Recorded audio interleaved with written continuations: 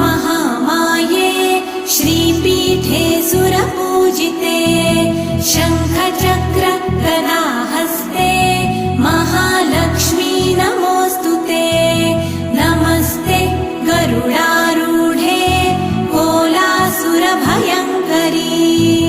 सर्वपाप हरे देवी महालक्ष्मी नमोऽस्तुते महादेव्यै च विद्महे विष्णुपत्न्यै च धीमहि तन्नो लक्ष्मी प्रचोदयात्।